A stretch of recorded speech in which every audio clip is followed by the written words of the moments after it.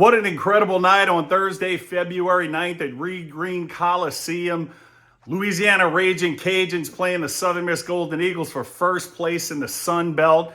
And as you saw right there, DeAndre Pinckney with the big slam, putting the exclamation point on the big win for Southern Miss in front of a huge crowd and a rowdy atmosphere. It's going to be one of those moments we're going to be talking about for a long time. Welcome to another edition of Anyone, Anywhere, Anytime with me, Marchant Kenney.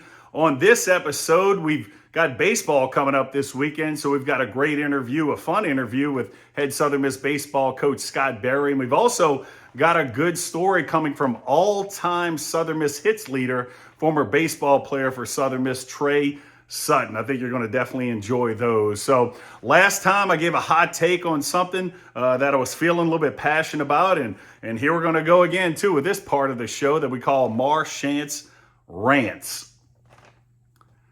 So let's go back to men's basketball once again. I got to be honest, heading into that basketball game on Thursday, February 9th against the Ragin Cajuns, I knew it would be a big atmosphere. I knew it would be a rowdy crowd, a rowdy time, but part of me had some questions. Can we actually sell this out? Can we actually make this a huge event? And well, I'll tell you what, right when I got to the women's game, which was prior, you could already feel the energy already in the atmosphere as the fans started coming in. And then as the women's game wrapped up, getting into the men's game with warm-ups, you could just see the crowd starting to file in. You could feel the energy in the air. And sure enough, by tip-off, I looked around the atmosphere. I looked next to my wife and some people that were with me, and I said, wow, we did it.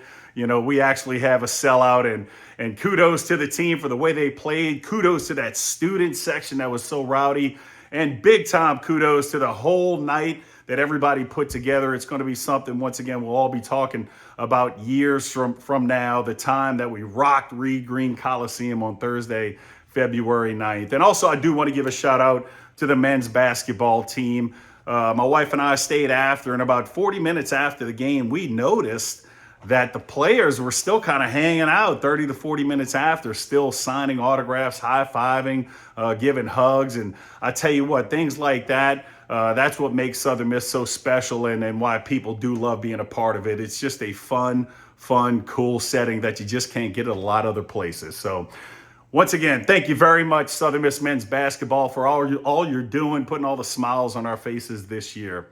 So I said we would have a lot of interviews this year, and that's a big part of the show. And with baseball coming up this weekend, I felt the timing was perfect to have my next interview. It's a man who has grown the Southern Miss baseball game, his leadership taking it to new heights, new levels.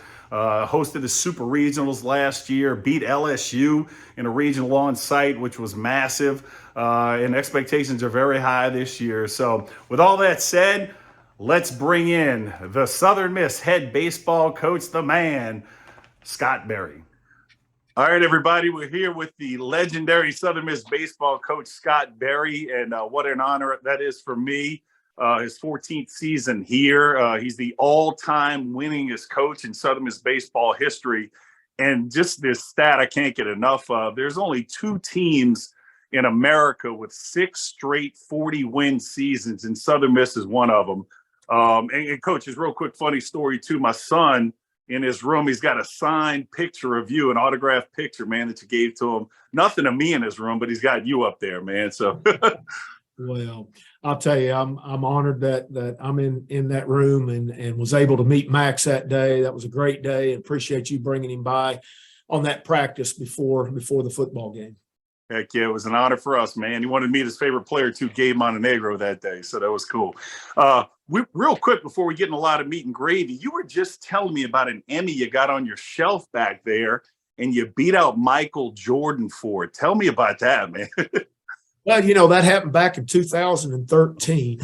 Fox Sports South wanted to do a show where they just basically highlighted Southern Miss baseball for the day. And they actually showed up at my house at 7:00 that morning, rode with me to work as I dropped my daughter off, Kitty Grace, at her school, and stayed with me the whole day and all the way to the very end.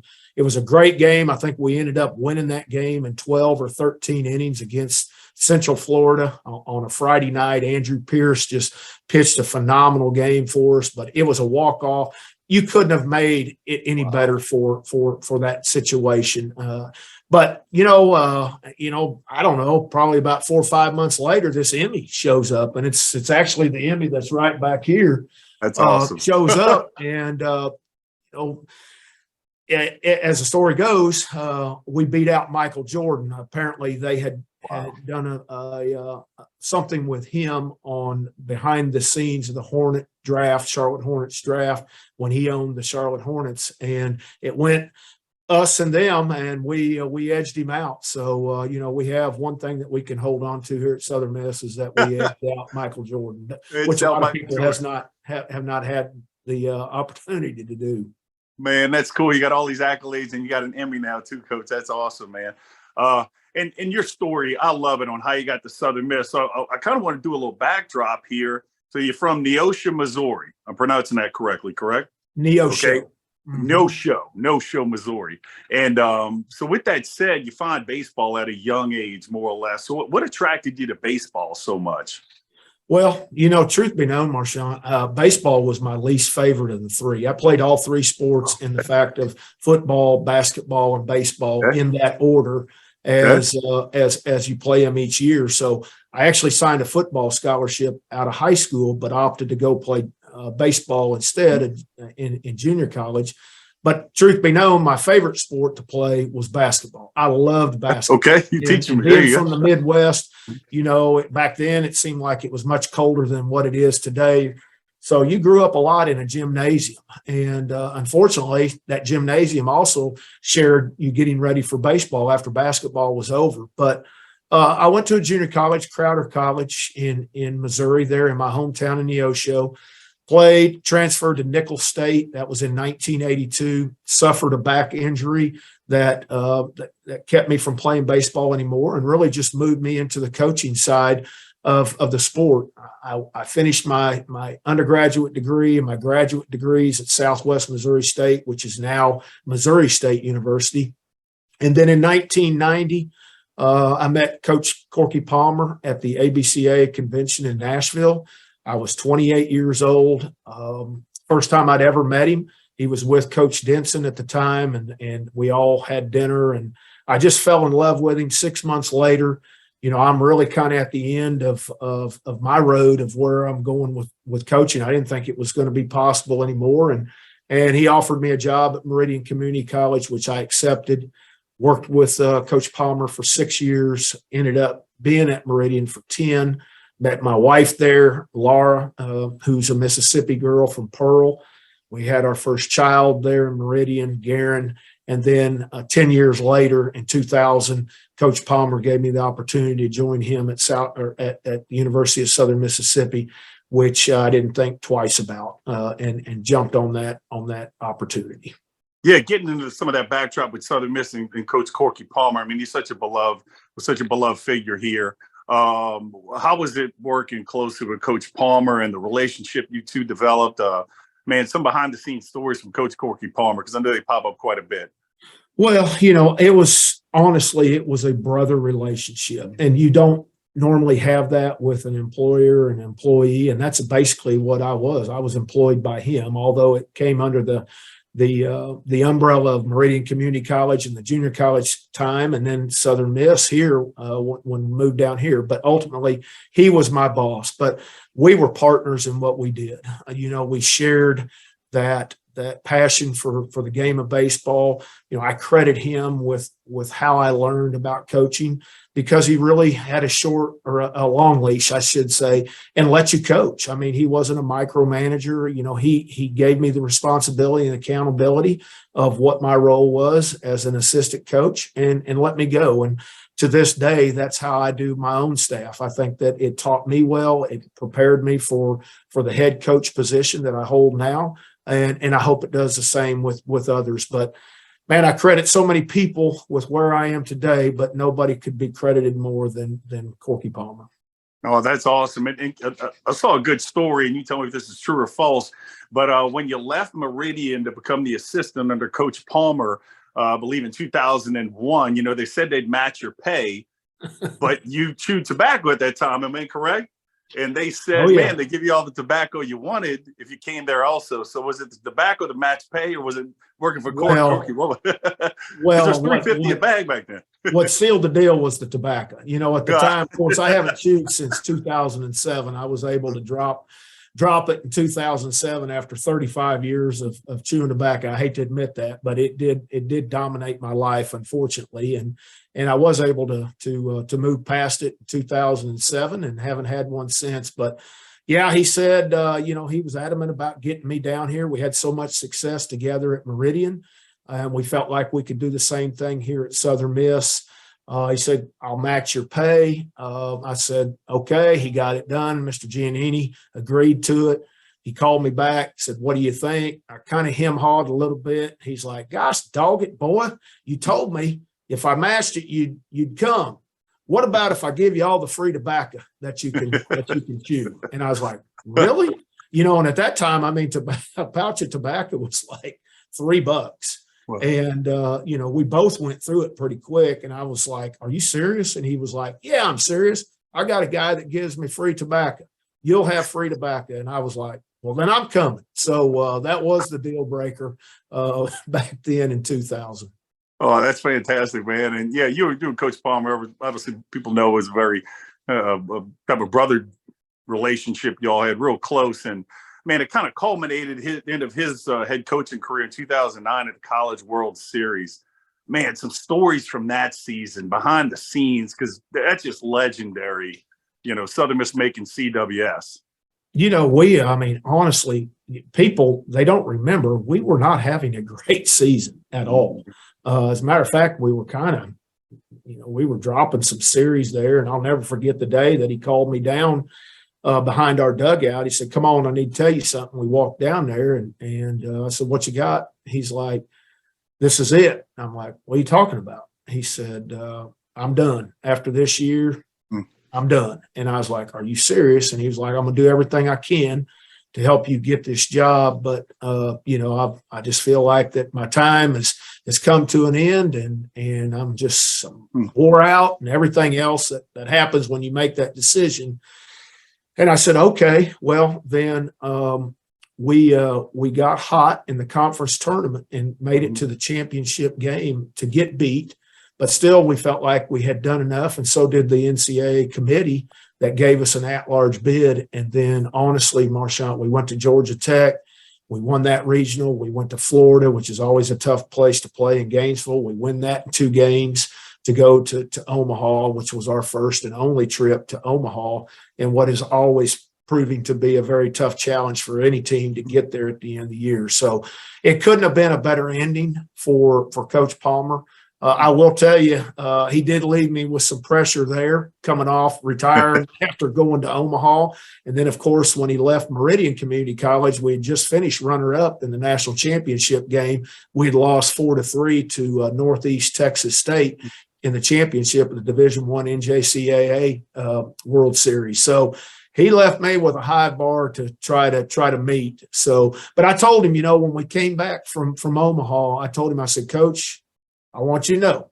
And I had been elevated to the head coach position. Mr. Giannini, thankfully, had felt like I was the person that was ready for the job. And fortunately, I did get it. And I did tell Coach, I said, if you want to come back as the head coach, I want you to be the head coach. I said, you deserve it.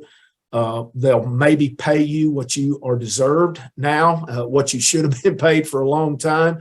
But he declined. He said, I appreciate it, but I've made my decision, and that's where I'm going to stand, and it's yours, and I'll be there to support you. And that's exactly what he did up till the day he passed away last August. Oh, yeah. And he impacted so many lives, and thank you for sharing the Coach Corky Palmer stories. And you mentioned Meridian once again right there. Now, your current pitching coach, assistant coach, Coach Ostrander, Coach Oz, there's a story from back when you were coaching back then where he tried out for you.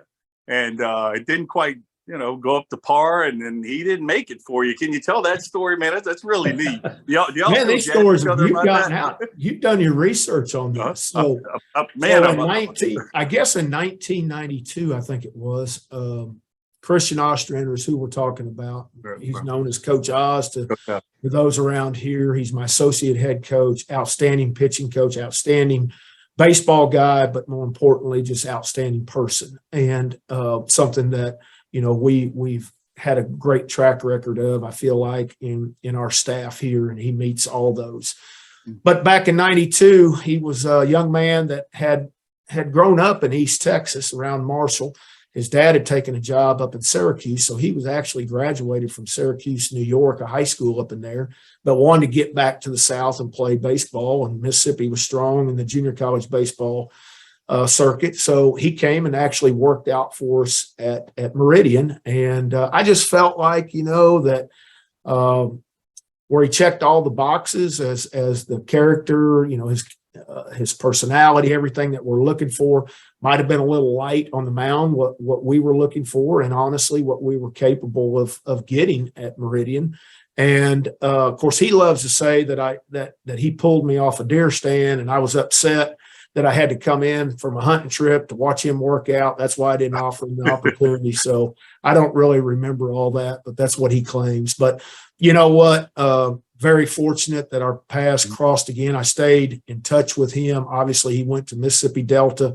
We competed against Coach Oz when he played there. He went on, had a great career at Delta State, where he also was a graduate assistant as well as an assistant, and then on to Arkansas State. So I have followed him through his career and stayed in touch with him. He was at Jones Junior College for several years, did a fantastic job up there. And then, of course, went to Louisiana Tech, and then I pulled him from Louisiana Tech after a couple of years there to help us. Oh, yeah. I mean, his name pops up on lists all the time as a top 5 assistant in America. So heck of a job right there. But I love that little story you two have and the history you have for sure. So you become the head coach in 2010. Up till now, I mean, told the accolades, just one of only 2 teams with 6 straight 40-win seasons, which is absolutely incredible in America.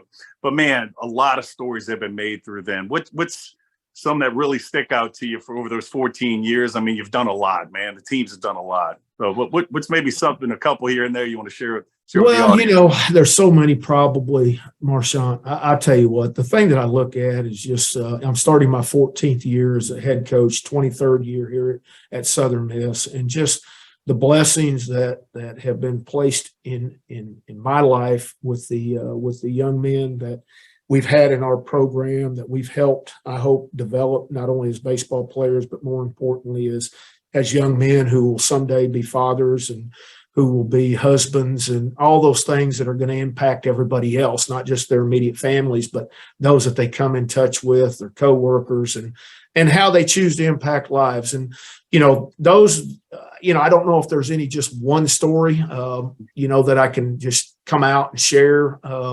But you can't go that many years without just a lot of good ones in there, and just the blessings that I've had to be in this position and be associated with the fine people of Southern Miss, and not only our players, but our fan base, our supporters, and those that we come in contact as we travel around the United States playing other programs and meeting new people. Oh, yeah, the pride in the baseball program. I mean, season ticket sales are going through the roof and what have you, the support you have. But with that said, brings a lot of colorful stories with the Southern Miss fans. What's your thoughts on that right field roost, man? That's a wild little area, especially after that LSU win last year in 2022 in Hattiesburg, man. That's a fun place to be. What the guys, your players, you guys talk about that right field roost? Well, that's all Hill Denson. I mean, Hill is the one that had the vision of creating what we have today. I credit him with everything that we have. He built the foundation of this facility at this location. From the pine trees on the right field side, he planted every one of those trees, and he had a vision of what it was supposed to look like. I don't think anybody back then probably believed what he was trying to do. Of course, today you see it in real time.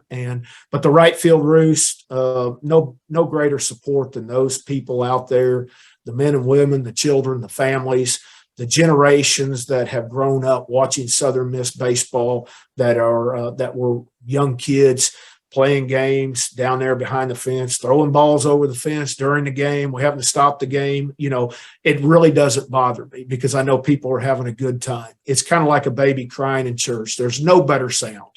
Some people might find it annoying, but those that understand life and they see it as something that's really, really beautiful and something that we should all embrace. And I do with that too. But the right field roost, I know when the visiting pitcher is getting down there warmed up, one thing that we offer that no other facility really offers is we have multiple pitching coaches that offer advice from the right field roost to those visiting pitchers. So they're always on them. When the pitcher throws and hits that wall, the next thing you know, it wakes up that right field roost. You can hear them all the way over from our dugout, our crowd out there, and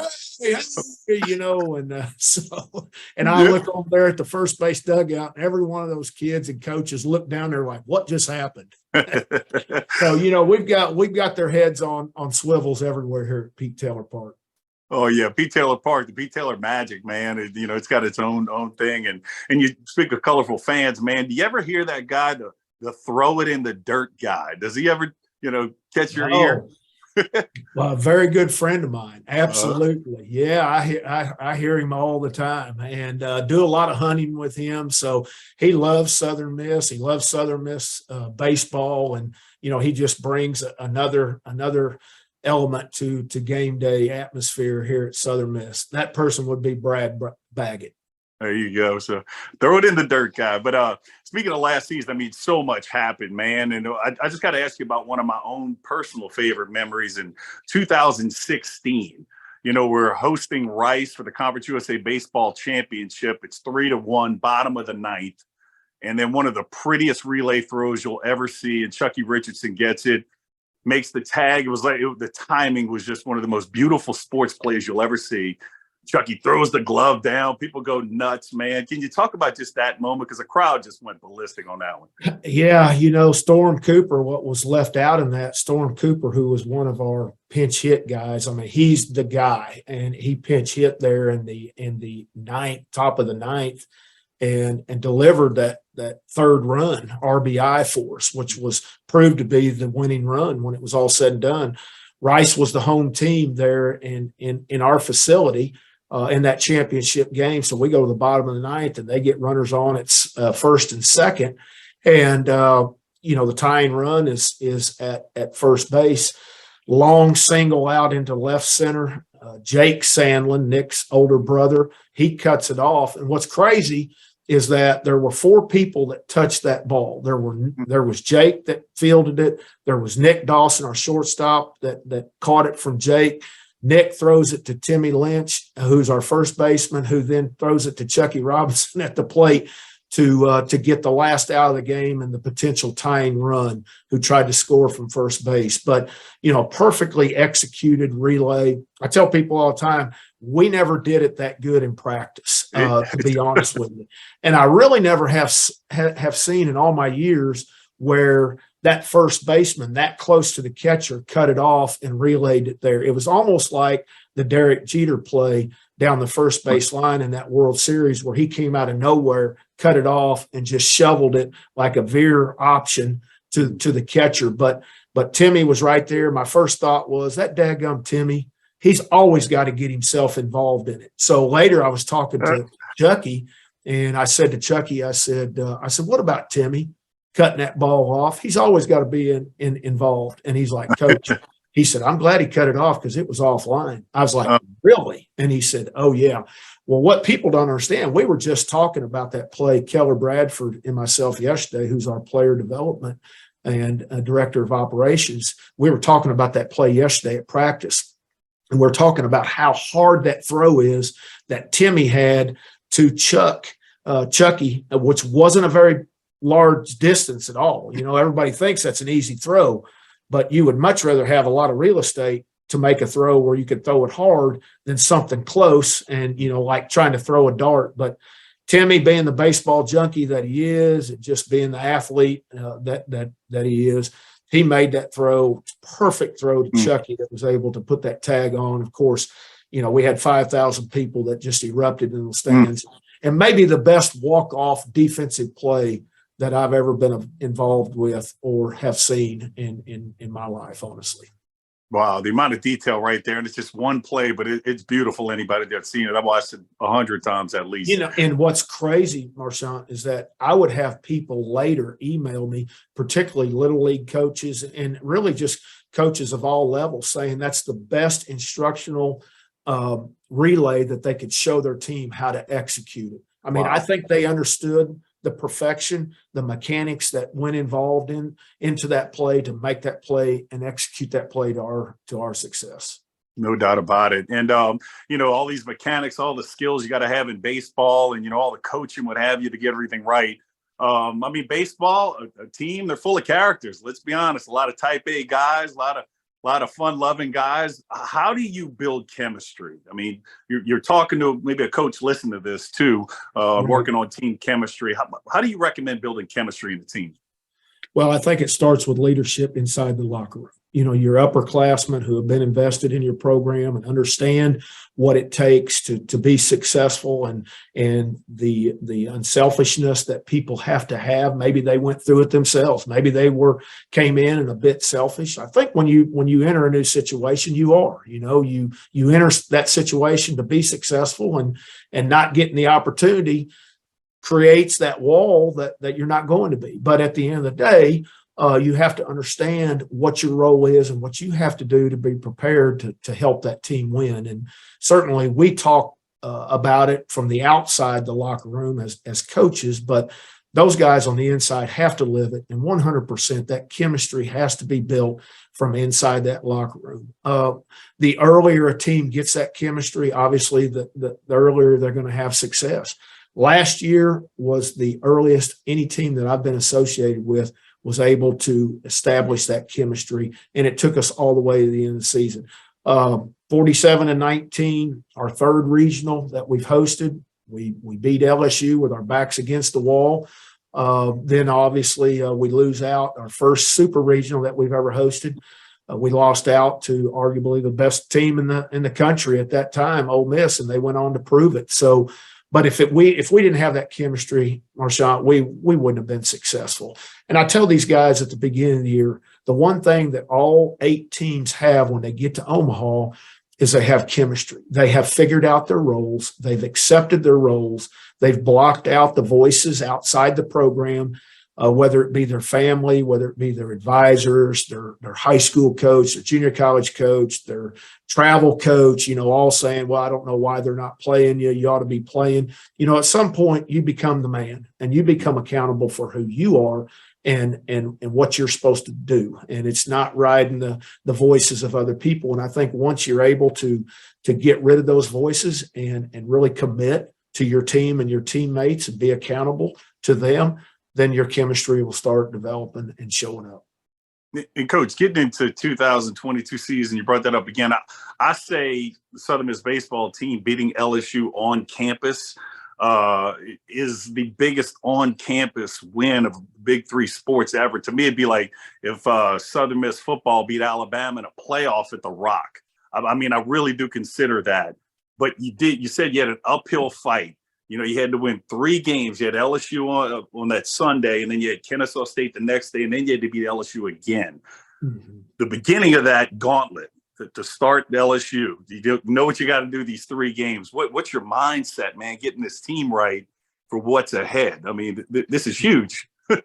Well, I think, what you have to be able to do is one thing that we preach here is always stay even keel. This game and life is a life and a game of ups and downs. I mean, we know that, but to try to stay even keel and not ride that emotional roller coaster that a lot of people do, and allow yourself to slow the game down and concentrate at the task at hand.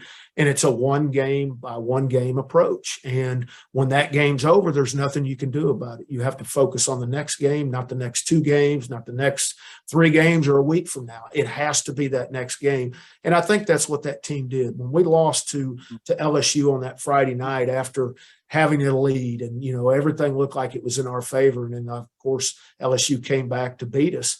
We were faced with an elimination game the next day against Kennesaw State, and we were done. in the ninth inning, people forget. In the ninth inning, Chris Sargent delivers a walk-off single to move us into another game against LSU on Sunday night. And obviously, LSU has to be beat twice. We lose, it's over. And we were able to beat them on that night. And then we came back on Monday and were able to win that championship game where winner moves on, loser goes home in front of just an electric crowd, all those games. But, man, that championship game on Monday, it was pretty darn impressive.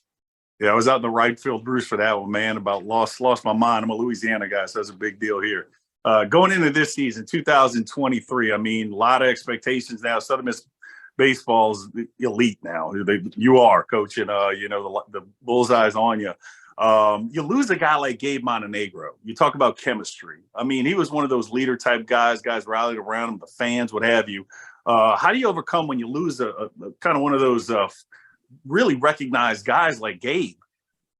Well, you just hope that the things that he has taught the people that are still here over his years, Gabe was with us for 6 years, which COVID has produced that number. Never before had you ever heard 6. It was always 5 at the most, but he was here for 6 years and certainly held that leadoff spot for a long time up until his injury this past year, and we had to move him around a little bit after he came back and moved Pato into that leadoff spot. But Gabe, he taught us a lot as a player, as a person, a great teammate, worked hard. His work ethic was off the chart. People gravitated to that. It was infectious to the rest of the team. And certainly you hope that his experience here with us proved to be experience for others as we move on. And certainly we have those guys in place in 2022. Now we have to replace him. We have to replace Hunter Riggins, who was one of our pitchers, our weekend guys. Both of those guys, we lost to graduation. We lost some guys to the portal. We lost 5 guys to the draft, all 5 pitchers that could have come back. So, when it's all said and done, we have 19 returning and we have 18 new guys that have joined our program. So we're kind of balanced between new and those returning, and which is a good balance, honestly, a 50-50 balance. But we've got outstanding leadership there that has returned that, hopefully can continue that leadership that we've seen over the past few years. When you think about Southern Miss, just the whole environment, what have you, what keeps you excited just about Southern Miss? Is the fans, the tradition? I mean, what's your favorite parts of Southern Miss? Just everything. Well, on the baseball side, I think it's the expectations, the things that we've been able to establish here. We talk a lot about tradition in our program at Southern Miss. There's a lot of teams out there that are trying to build tradition. Tradition is consistency. It's being able to be that constant player year in, year out. There's a lot of programs, they might go to a regional one year and then you don't hear from them for 4 or 5. But we've been to 6 straight regionals right now. The other streak that we had was 9 straight regionals. So, yes, I feel like there's tradition here. And with that tradition, as we said, it becomes apparent there's expectations from our fan base. They love postseason. Certainly what we were able to do last year with hosting a regional, hosting a super regional, has what's created that momentum into this year and has drove those season ticket sales up from a record-setting year last year of 2,800 to now we're at 3,400 and still selling standing room only season tickets. So people love Southern Miss baseball. We've added some new things. Obviously, the LED lights. We hit a home run. It's going to show you a light show. It's real fan friendly. The new video board that we can do multiple things with. We got that late last year in April, so we just really tapped into what we can do. We didn't have much time, and hats off to our marketing guys and girls that were able to learn it quick. But certainly we'll be able to move that forward in the game day experience for people and bring much more excitement to that atmosphere this year. So, Southern Miss baseball, it's strong, but it's strong because of the support that we have surrounding it and all the fans in this community and the state of Mississippi. What a great baseball state that it is. Last year we saw 39 home games that we had. We had over 140,000 that saw baseball at Pete Taylor Park. It was 13th largest, we ranked 13th in attendance, home attendance last year out of 304 Division I programs. That's pretty strong, I would say. No, absolutely, man. It just seems like it's just growing and growing with Eagle Fever. And not having a major league team in the state of Mississippi, I mean, does that really add to kind of the excitement of college baseball? I mean, you know, because it's just really, it's unique in Mississippi. Well, you're right. And, you know, and there's several great programs at all levels. You know, we've got outstanding high school teams here. We've got that are feeder programs for us. We've got outstanding junior college league in the state of Mississippi. Pearl River wins the national championship last year. Jones College won it a few years back. You know, so then you move into all different levels, D3, D2, D1, NAI. They're all strong contenders around the country for championships. But you look at that state as a whole, 3 million or slightly less than 3 million people. And if you take our biggest three schools, which is ourselves, State, and Ole Miss, and add up the total attendance and take the big three schools from any other state, let's say Texas, you take Texas, TCU, and Texas A&M, it's not even close who has the most attendance. It would be the state of Mississippi. People love their baseball in the state of Mississippi, and it starts from the little leagues and continues on up. Oh, no doubt about that. Coach, you know, you got the support, no doubt about it, from the Southern Miss world. I mean, anything else you want to tell the fans or anything else you want to share with us? Just that we hadn't really talked about? Hey, we've got tons of momentum here at Southern Miss. You know, Will Hall is doing an outstanding job, he and his staff, of getting that football program where everybody wants it, you know, ended on that big bowl win that gives us momentum into next year. A lot of excitement in what he's doing. Coach Ladner and his staff and program having a phenomenal year in basketball. So is Coach McNellis. Our volleyball team also had an outstanding year. So there's a lot of positives about Southern Miss. We're under new leadership with Joe Paul, who's been here, you know, prior to this appointment as our president for 42 years in all levels, but most importantly as vice president of student affairs. He understands Southern Miss. I think it's the best time right now that's ever been for the University of Southern Miss and those that love it and embrace it. Yeah, I keep saying online on social media, what have you, that it reminds me a little bit of 80s Eagle Fever.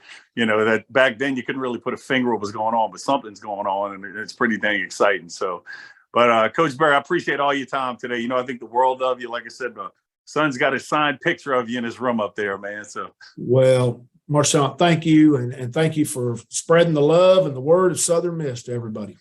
Yes, sir. Southern Miss to the top. To the top. I really enjoyed catching up with head Southern Miss baseball coach Scott Berry right there. He's such a fantastic man and a great leader of men for sure. So I said we'd have story portion of this show from a familiar face. Last time it was Rod Davis, the one of the greatest to wear the black and gold on the football field. And now we'll keep it baseball theme with one of the greatest to ever wear the black and gold at Pete Taylor Park. And it comes from a man who's in the Southern Miss Athletics Hall of Fame. I was able to actually go to that event this year, so that was super cool. And he's also the all-time hit leader for Southern Miss baseball in history. So I'm bringing you a great story from none other than Trey Sutton. For me, I think my freshman year, we played Ole Miss at home, and you know, we beat them on a walk-off home run by Bo Griffin in the bottom of the ninth. That was a memory that I still think about a lot, and have a radio call of that that I still run across and listen to sometimes and just think about and reminisce. I think also, you know, obviously the Omaha trip in 2009 and watching that team and watching a lot of my friends be able to do that and accomplish that. I was able to go to the regional at Georgia Tech and the super regional at Florida, and we made the trip out to Omaha. And then, you know, this past year was so much fun, hosting a regional, our third regional in program history, winning our first regional at home, and then hosting a super regional. So, you know, I have so many great memories of playing in front of such a great crowd every day out at Pete Taylor Park. And now, you know, being older like I am, being able to be a part of that crowd and be a part of the atmosphere there that makes Pete Taylor Park and Southern Miss so special. Thank you so much for sending that awesome story into the show, Trey Sutton. And like I said before, I want a lot of fan interaction, want a lot of comments, constructive criticism of the show, good or bad from you. And recently on Twitter, I asked a question.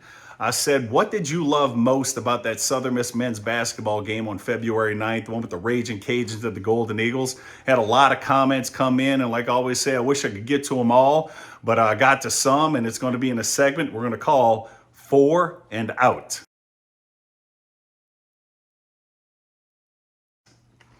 And first up, what they love most about the Southern Miss men's basketball game, it comes from the Twitter page, Just Hope Both Teams Have Fun.